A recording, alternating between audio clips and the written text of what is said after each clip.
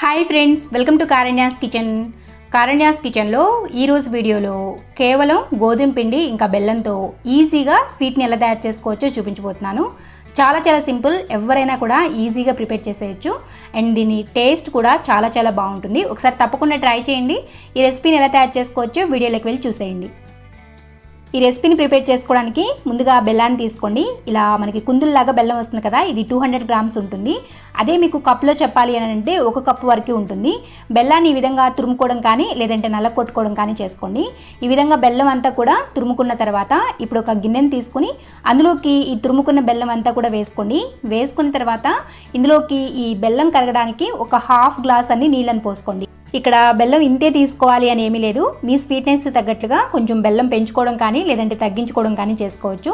ఇలా గిన్నెలోకి నీళ్ళని పోసుకున్న తర్వాత ఇప్పుడు ఇదంతా ఒకసారి బాగా కలుపుకోండి. ఇలా కలుపుకున్న తర్వాత దీన్ని తీసుకెళ్లి స్టవ్ మీద పెట్టుకుని హై ఫ్లేమ్లో ఈ బెల్లం అంతా కూడా కరిగిపోయేంత వరకు ఉడికించుకుంటే సరిపోతుంది. ఇక్కడ బెల్లం అనేది ఎటువంటి పాకం రావాల్సిన అవసరం లేదు. జస్ట్ మనకి ఆ బెల్లం కరిగితే చాలు. అలా కరిగించుకున్న తర్వాత దీన్ని వడకట్టుకుంటాం కదా, అప్పుడు అందులో ఉన్న రాళ్ళు అలాంటివి ఏమన్నా ఉంటే మొత్తం కూడా స్ట్రెయిన్ అయిపోతాయి. ఇక్కడ నేను మీకు బెల్లం అంతా కూడా కరిగిన తర్వాత చూపిస్తున్నాను చూడండి. ఈ విధంగా కరిగించుకుంటే సరిపోతుంది. ఈ విధంగా బెల్లం అంతా కూడా కరిగిపోయిన తర్వాత స్టవ్ ఆఫ్ చేసి దీన్ని పక్కన పెట్టుకుని దీన్ని కొద్దిగా చల్లారనివ్వండి. ఇక్కడ బెల్లం నీళ్ళు అనేవి పూర్తిగా చల్లారాల్సిన అవసరం లేదు. అవి కొద్దిగా గోరువేడి మీద ఉన్నప్పుడు ఈ నీళ్ళని పక్కన పెట్టేసుకుని వేరొక గిన్నెని తీసుకుని అందులోకి 1.5 కప్పు వరకు గోధుమ పిండిని వేసుకోండి. మీరు కావాలంటే గోధుమ పిండి ప్లేస్లో మైదాని కూడా వాడుకోవచ్చు, కానీ గోధుమ పిండి అనేది హెల్దీ వర్షన్ కాబట్టి దాంతో చూపిస్తున్నాను. ఇలా గోధుమ పిండిని గిన్నెలోకి వేసుకున్న తర్వాత ఇందులోకి ఒక పావు టీ స్పూన్ అంతా వంట సోడాని వేసుకోండి. తర్వాత ఇందులోనే జస్ట్ 1 చిటికెడంతా ఉప్పుని వేసుకోండి. ఏ స్వీట్లో అయినా కానీ కొద్దిగా ఉప్పు వేశారంటే టేస్ట్ అనేది చాలా బాగుంటుంది. తర్వాత ఇందులోకి ఒక హాఫ్ టీ స్పూన్ లేదా 1 టీ స్పూన్ అంతా యాలకుల పొడిని వేసుకోండి. మీరు ఫ్లేవర్ అనేది ఎక్కువ ఇష్టపడే వాళ్ళైతే కొద్దిగా ఎక్కువ వేసుకోవచ్చు, లేదంటే తగ్గించి వేసుకోవచ్చు. ఇలా అన్నిటిని వేసుకున్న తర్వాత ఒకసారి బాగా కలుపుకోండి. ఇలా అన్నీ కలిసేటట్లు ఒకసారి బాగా కలుపుకున్న తర్వాత ఇప్పుడు ఇందులోకి ముందుగా ప్రిపేర్ చేసి పెట్టుకున్న బెల్లం నీళ్ళు ఉన్నాయి కదా, ఆ నీళ్ళని ఈ విధంగా టీ స్ట్రైనర్తో వడకట్టుకోండి. అలా వడకట్టుకోవడం వల్ల అందులో తుక్కు అలాంటిది ఏమన్నా ఉంటే రాళ్ళు అవన్నీ కూడా స్ట్రెయిన్ అయిపోతాయి. ఈ నీళ్ళని ఒకేసారి పోసుకోవద్దు, కొద్దిగా పోసుకుంటూ పిండి కన్సిస్టెన్సీని చూసుకుంటూ కలుపుకోవాలి. మనకి పిండి కన్సిస్టెన్సీ అనేది మనం పునుగులు బోండాలు వేసుకుంటాం కదా, ఆ కన్సిస్టెన్సీలో ఉండాలి. మరీ జారుగా ఉండకూడదు, అలాగని మరీ గట్టిగా చపాతీ ముద్దలాగా కూడా ఉండకూడదు. బోండాలు వేసుకోవడానికి పునుగులు వేసుకోవడానికి ఏ కన్సిస్టెన్సీలో అయితే కలుపుకుంటామో ఆ విధంగా కలుపుకోవాలి. నేను మీ క్లాస్లో చూపిస్తాను. అందుకే కొద్దిగా పోసుకుంటూ ఈ పిండిని కలుపుకోవాలి. ఇక్కడ ఒకవేళ మీకు బెల్లం నీళ్ళు సరిపోలేదు అని అనుకుంటే కొద్దిగా నార్మల్ వాటర్ పోసుకునైనా కూడా కలుపుకోవచ్చు. ఒకవేళ మిగిలినా కూడా పర్వాలేదు, ఆ బెల్లం నీళ్ళని అలాగే పెట్టుకోండి.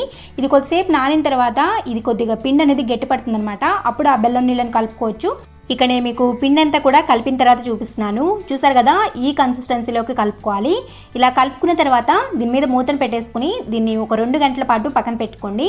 అదే మీకు టైం కానీ లేదు, మీకు ఇన్స్టెంట్గా అప్పటికప్పుడు వేసుకోవాలి అనుకుంటే ఇందులోకి ఒక పావు టీ స్పూన్ లేదా హాఫ్ టీ స్పూన్ అంతా బేకింగ్ పౌడర్ని వేసుకుని కలుపుకుని వెంటనే వీటిని ఈ స్వీట్ బోండాలు అనేవి వేసుకోవచ్చు. ఇక్కడ నేనైతే ఒక 2 గంటల పాటు పక్కన పెట్టేశాను. 2 గంటలు అయిన తర్వాత నేను మీకు పిండి అనేది చూపిస్తున్నాను. 2 గంటల తర్వాత మనకి పిండి అనేది కొద్దిగా గట్టి పడుతుంది.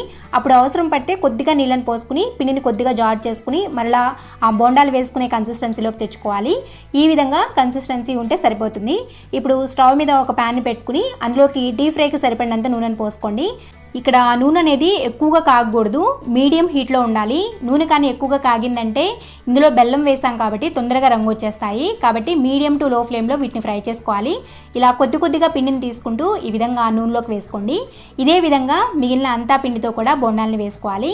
ఇలా వేసుకున్న తర్వాత ఇవి కొద్దిగా లైట్గా కలర్ చేంజ్ అయిన తర్వాత అటు ఇటు తిప్పుకుంటూ వీటిని మంచి గోల్డెన్ కలర్ వచ్చేంత వరకు ఫ్రై చేసుకోవాలి. ఇవి వేగడానికి పెద్దగా టైం ఏం పట్టదు, ఒక 2 నుంచి 3 నిమిషాల్లో ఇవి ఫ్రై అయిపోతాయి. చాలా టేస్టీగా ఉంటాయి. పిల్లలందరూ కూడా తప్పకుండా నచ్చుతాయి. ఒకసారి తప్పకుండా ట్రై చేయండి. ట్రై చేసిన తర్వాత మీకు ఎలా వచ్చిందో కూడా కింద కామెంట్ సెక్షన్లో కామెంట్ చేసి చెప్పండి. చూసారు కదా, ఈ విధంగా గోల్డెన్ కలర్ వచ్చేంత వరకు ఫ్రై చేసుకుంటే సరిపోతుంది. ఇలా ఫ్రై చేసుకున్న తర్వాత వీటిని ఒక గెరిట్లోకి వేసుకుని ఎక్స్ట్రా ఆయిల్ అంతా కూడా పోయిన తర్వాత ప్లేట్లోకి వేసుకుని సర్వ్ చేసుకోవడమే. చాలా టేస్టీగా ఉంటాయి. ఇదే విధంగా మిగిలిన పిండితో కూడా ఈ స్వీట్ బోండాల్ని ప్రిపేర్ చేసుకోవడమే.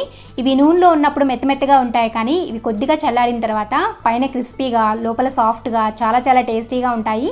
ఒకసారి తప్పకుండా ట్రై చేయండి. మీకు ఈ వీడియో కానీ నచ్చినట్లయితే వీడియోని లైక్ చేయండి. ఈ వీడియోని మీ ఫ్రెండ్స్కి రిలేటివ్స్కి షేర్ చేయండి. మరిన్ని ఎమ్మీ అండ్ టేస్టీ రెసిపీస్ కోసం కారణ్యాస్ కిచెన్ని సబ్స్క్రైబ్ చేసుకోండి అండ్ పక్కనే ఉన్న గంట సింబల్ కూడా నొక్కండి. Thanks for watching.